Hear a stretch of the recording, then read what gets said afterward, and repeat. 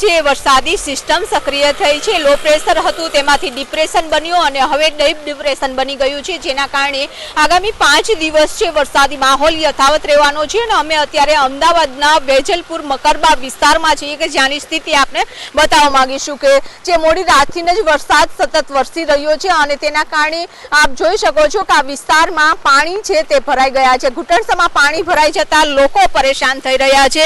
અત્યારે લોકો પણ વિચારી રહ્યા છે, જન્માષ્ટમીનો તહેવાર છે, એક જગ્યાએથી બીજી જગ્યાએ જતા હોય છે, પરંતુ અત્યારે આગળ પણ વૃક્ષ ધરાશાય થઈ ગયું છે, તેના કારણે પણ રસ્તો બંધ છે। અંકલ, અત્યારે આપ ક્યાંથી આવો છો? હું આમલીથી। ક્યાં જવાના?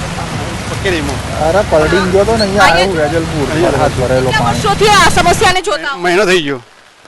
આજે એક મહિનો આ ચોમાસામાં પાણી ભરાયું છે, તમારા ઘરમાં પાણી છે? ના, ઘરમાં નથી। એ તો હું જેવું તને ખ્યાલ આવે તો નોકરી ડાયરેક્ટ આવું છું।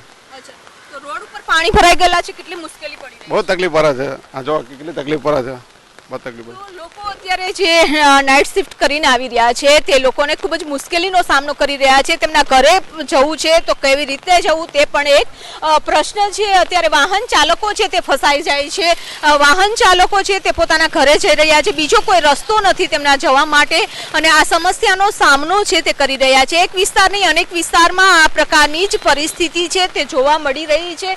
લોકો હેરાન થઈ રહ્યા છે કે પાણી ભરાઈ ગયા છે। એક બીજી બાજુ કે સારા વરસાદની લોકો રાહ જોઈ રહ્યા હતા। જે લોકો અહીંયા છે તેઓને પણ વાત કરવાનો પ્રયાસ કરીશું કે જે રીતે અત્યારે વાહન ચાલકો છે કે પોતે રિસ્ક લઈને અને જઈ રહ્યા છે। ભાઈ, આપ ક્યાંથી આવો છો?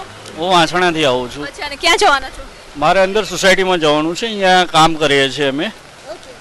અત્યારે કઈ વિસ્તારમાં તમે પાણી જોઈને આવ્યા છો? હું અત્યારે રિવરફ્રન્ટમાં પાણી જોઈને આવ્યો છું, વાસણામાં પાણી જોઈને આવ્યો છું ને સાપુર એરિયામાં બી પાણી જોઈને આવ્યો છું। કેટલી મુશ્કેલી પડે ટુ વ્હીલર ઉપર નીકળતા હોય છે? અરે બહુ હેરાન થઈ જવાય છે। તો અત્યારે પણ આપ જોઈ રહ્યા છો એ વિસ્તારમાં અત્યારે જે અંદર નીચે પાણી ભરાઈ ગયા છે એટલે લોકોને હેરાનગતિનો સામનો છે તે કરવો પડી રહ્યો છે। નોકરી ધંધા ઉપર જતા લોકો છે તે પરેશાન થઈ રહ્યા છે। કહેવાયું છે કે વરસાદ આવે છે તેની રાહ જોતા હોય છે, પરંતુ પાણી ભરાઈ જાય છે તેની સમસ્યાથી પરેશાન છે।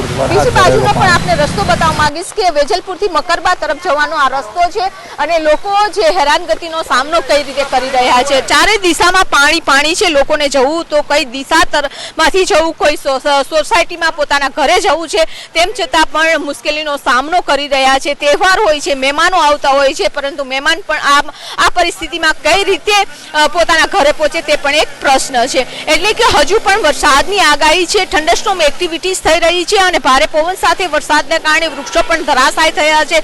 આગામી પણ હજુ 4 થી 5 દિવસ છે ગુજરાતમાં આ જ પ્રકારની પરિસ્થિતિ છે તે જોવા મળશે। ભારે વરસાદની આગાહી છે, ભારેથી અતિ ભારે અનેક વિસ્તારમાં વરસાદ થશે, ત્યારે અમદાવાદમાં પણ ભારેથી અતિ ભારે વરસાદની આગાહી છે ને કરવામાં આવી છે।